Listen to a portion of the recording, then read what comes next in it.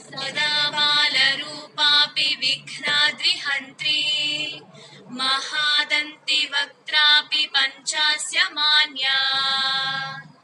विधीन्द्रादिमृग्या गणेशाभिधामे विधत्तां श्रियं कापि कल्याणमूर्तिः न जानामि शब्दं न जानामि चार्थम् न जानामि पद्यं न जानामि गद्यम्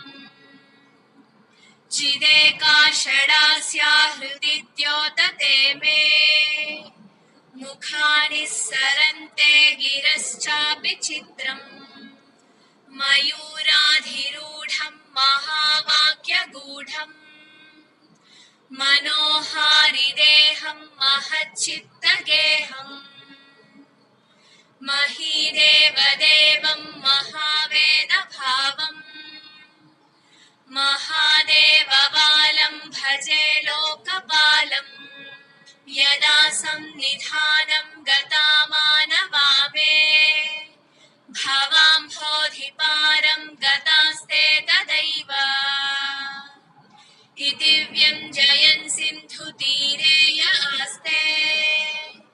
तमीरे पवित्रं पराशक्तिपुत्रम् यथाथे स्तरङ्गालयं यान्ति तुङ्गाः तथैवापदः सन्निधौ सेवतां मे इति वोर्मिपङ्क्ति नृणां दर्शयन्तम् सदा भावये हृत्सरोजे गुहन्तम् गिरौ मन्निवासे सदा येऽधिरूढाः तदा पर्वते राजते तेऽधिरूढाः इतीव ब्रुवन् गन्धशैलाधिरूढः स देवो मुदे मे सदा षण्मुखोऽस्तु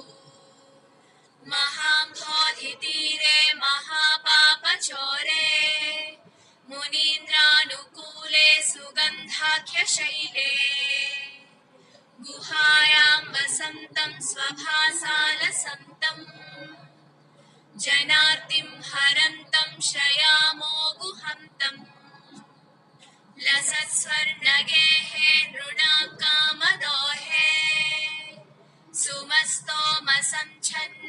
सुमस्तोमसञ्छन्नमाणिक्यमञ्चे समुद्यत्सहस्रार्कतुल्यप्रकाशम् सदा भावये कार्तिकेयं सुरेशम् रणध्वंसके मञ्जुलेत्यन्तशोणे मनोहारि लावण्यपीयूषपूर्णे मनः षट्पदो मे भवक्लेशतप्तः सदा मोदतां स्कन्दते पादपद्मे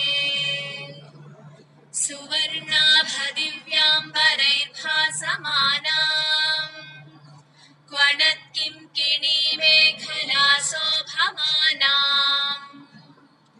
लसद्धेमपट्टेन विद्योतमानाम् कटिं भावये स्कन्दते दीप्यमानाम् पुलिं देशकन्या घना भोगतुङ्गस्तनालिङ्गनाशब्दकाश्मीररागम् नमस्याम्यहं तारकारे तवोरः स्वभक्तामने सर्वदा सानुरागम् विधौ क्लुप्तदण्डान् स्वलीलाधृताण्डान् निरस्ते भशुण्डान् द्विषत्कालदण्डान् हतेन्द्रारिषण्डान् जगत्त्राणशौण्डान् सदा ते प्रचण्डान् श्रये बाहुदण्डान् सदा शारदा षण्मृगाङ्काय दिस्युः समुद्यन्त एव स्थिताश्चेत् समन्तात् सदा पूर्णबिम्बाः कलङ्कैश्च हीनाः तदा त्वन्मुखानां ब्रुवे स्कन्दसाम्यम् स्फुरन्मन्दहासैः सहंसानि चञ्चत्कटाक्षावलीभृङ्गसम्भोज्ज्वलानि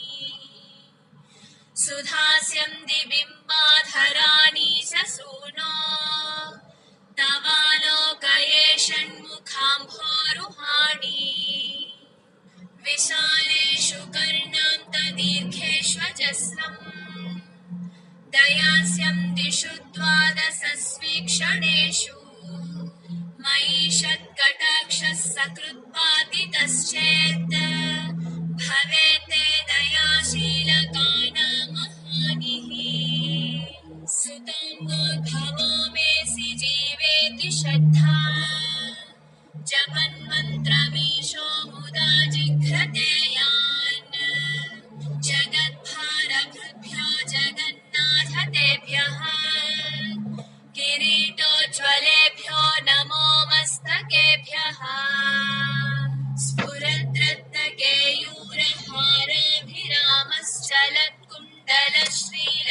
स्फुरद्रत्नकेयूरहारभिरामश्चलत्कुण्डलश्रीलसद्गण्डभागः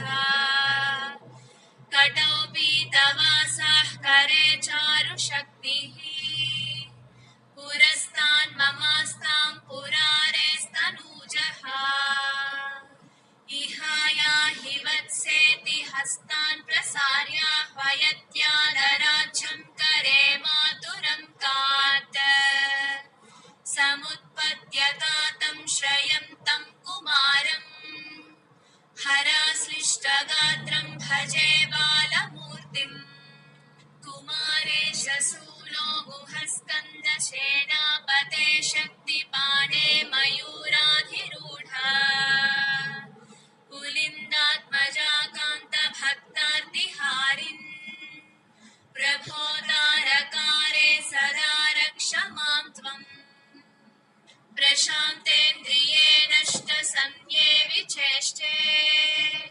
कफोद्गारिवक्त्रे भयोत्कम्पि गात्रे प्रयाणोन्मुखे मय्यनाथे तदानीम् द्रुतं मे दयालो भवाग्रे गुहत्वम् कृतान्तस्य दूतेषु चण्डेषु कोपात् दहच्छिन्धिभिन्धीतिमां तज्जयत्सु मयूरं समारुह्य माभैरिति त्वम् पुरःशक्तिपाणिर्ममायाहि शीघ्रम् प्रणम्य सकृत्पादयोस्ते पतित्वा प्रसाद्य प्रभो प्रार्थयेनेकवारम् न वक्तुं क्षमोऽहं तदानीं कृपाध्ये न कार्यान्तकाले मनागप्युपेक्षा सहस्राण्डभोक्ता त्वया सूरनामा हतस्तारकः सिंहवक्त्रश्च दैत्यः ममान्तर्हृदि स्थं मनः क्लेशमेकम् न हंसि प्रभो किं करोमि क्वयामि अहं सर्वदा दुःखभारावसन्नो भवां दीनबन्धुस्त्वदन्यं न याचे भवद्भक्तिरोधं सदा क्लुप्तबाधम् ममाधिं द्रुतं नाशयो वासुतत्वम् अपस्मारकुष्ठक्षया सप्रमेहज्वरोन्मादगुल्मादिरोगा महान्तः पिशाचाश्च सर्वे भवद्भद्रभूतिम् विलोक्य क्षणात्तारकारे द्रवन्ते दृशिस्कन्दमूर्तिः श्रुतौ स्कन्दकीर्तिः मुखे मे पवित्रं सदा तच्चरित्रम् करे तस्य कृत्यं वपुस्तस्य भृत्यम् गुहे सन्तु लीना ममाशेषभावाः मुनीनामुताहो नृणां भक्तिभाजाम् अभीष्टप्रदा सन्ति सर्वत्र देवाः नृणामन्त्यजानामपि स्वार्थदाने गुहादेव मन्यं न जाने कलत्रं सुता बन्धुवर्गः पशुर्वा नरो वा धनारी गृहे ये मदीयाः यजन्तो नमन्तस्तुवन्तो भवन्तं स्मरन्तश्च ते सन्तु सर्वे कुमारा मृगाः पक्षिणो दंशकाये च दुष्टाः तथा व्याधयो बाधकाये मदङ्गे भवच्चक्तितीक्ष्णाग्रभिन्नाः सुदूरे विनश्यन्तु ते चूर्णितक्रौञ्च शैला जनित्री पिता च स्वपुत्रापराधम् सहेतेन किं देवसेनाधिनाथ अहं चातिबालो भवान् लोकतातः क्षमस्वापराधं समस्तं महेश नमः केकिने शक्तये चापि तुभ्यम् नमश्चागतुभ्यं नमः कुक्कुटाय नमः सिन्धवे सिन्धुदेशाय तुभ्यम् पुनः स्कन्दमूर्ते नमस्ते नमोऽस्तु जयानन्दभूमं जयापारधामम् जयामोघकीर्ते जयानन्दमूर्ते जयानन्दसिन्धो जयाशेषबन्धो जयत्वं सदा मुक्तिदानेश सूनो भुजङ्गाख्यवृत्तेन क्लुप्तं स्तवं यः पठेद्भक्तियुक्तो गुहं सम्प्रणम्य सपुत्रान् कल